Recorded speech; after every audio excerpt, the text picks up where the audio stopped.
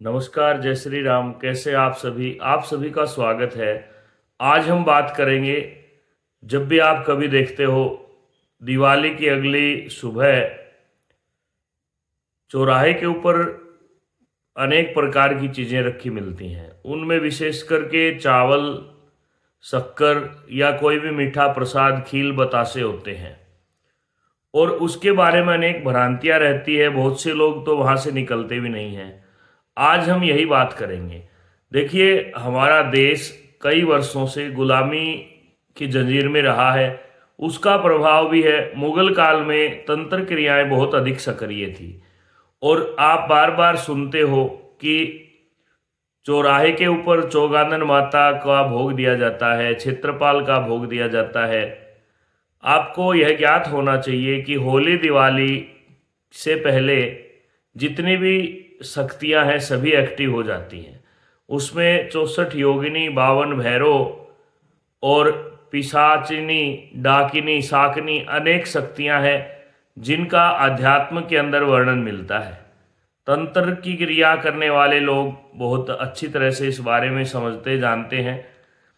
और जब जब बड़ा त्योहार आता है तो आप कोई भी कार्य करेंगे तो सबसे पहले घर के बड़े बुजुर्ग को भोजन कराएंगे, या देवी के रूप में आप कोई नवरात्रि आदि है, कोई भी सवामणी है तो उसमें आप कन्याओं को भोजन कराते हैं।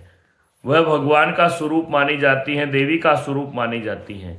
उसी प्रकार हमारे बुजुर्गों ने प्रथा जो रीति बनाई थी, कुछ लोग इसको अंधविश्वास भी मानते हैं, लेकिन जिनको परमात्मा पर भरोसा है, जो हमारी सनातन पद्धति को आदर्श मान के चलते हैं, उन्हें इन सब बातों से पूर्णतः सहमति होती है।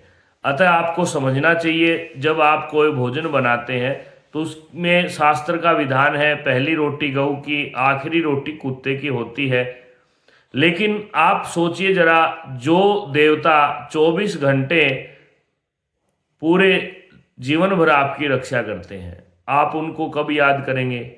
आपके घर में जब कोई विशेष आयोजन होगा, जब आप नई कोई भी नवविवाहिता ब्याह कर लाते हैं, अपने बेटे को पोते की शादी करके लाते हैं, तो गांव के जैसे ही आप सीमा पे एंट्री करते हैं, वहाँ पे आप गाड़ी को रोक करके, पहले समय में पालकियाँ होती थी और कई जगह पे दो दो ऐसी चीज़ें दी जाती हैं, एक मिट्टी के कलश के अंदर भर के, एक उनकी सीम में छोड़ना होता है जहाँ ख़त्म होती है, दूसरी सीमा ससुराल की होती है लड़की की, और लड़के का वह पैतृक गांव होता है।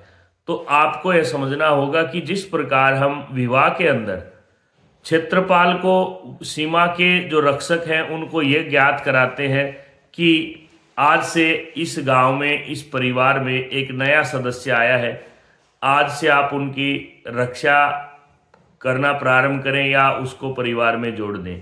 इसी भावना से हम गांव के देवताओं को मनाते हैं। कोई खेड़ा कहता है, कोई दादा खेड़ा कहता है, कोई दादा भैया कहता है।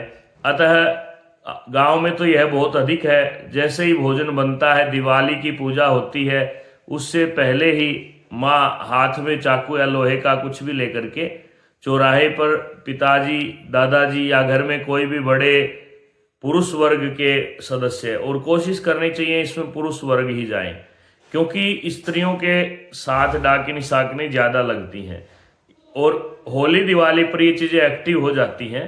तो इसलिए आपको पूरा ध्यान रखना चाहिए कि यह जो भोग है, यह क्षेत्रपाल के निमित्त है, इसका लगाना बहुत आवश्यक है, क्योंकि ये देवता हमारी पूरी उम्र रक्षा करते हैं और उनका जब तक भोजन या भोग नहीं मिलेगा, होली दिवाली विशेष त्योहारों पर उनका पूजन आवश्यक है। अतः इसमें न तो डरने की जरूरत है, न ही शंका करने की।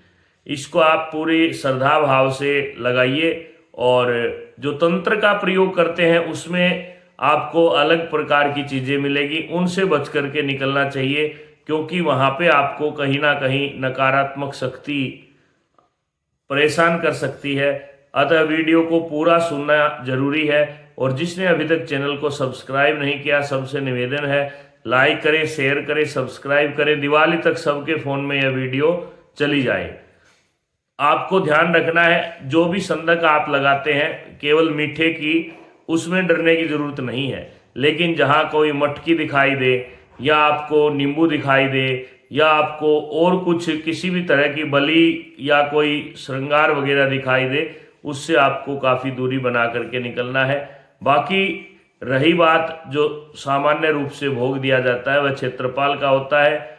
डरने की ज़रूरत नहीं, आप निश्चिंत होकर के इस चीज़ को समझें। और अंधविश्वास की जो बात करते हैं, उनसे भी यही निवेदन है। ठीक है, हमारे बुजुर्ग अंधविश्वासी थे, लेकिन वो हमसे कहीं अच्छे थे।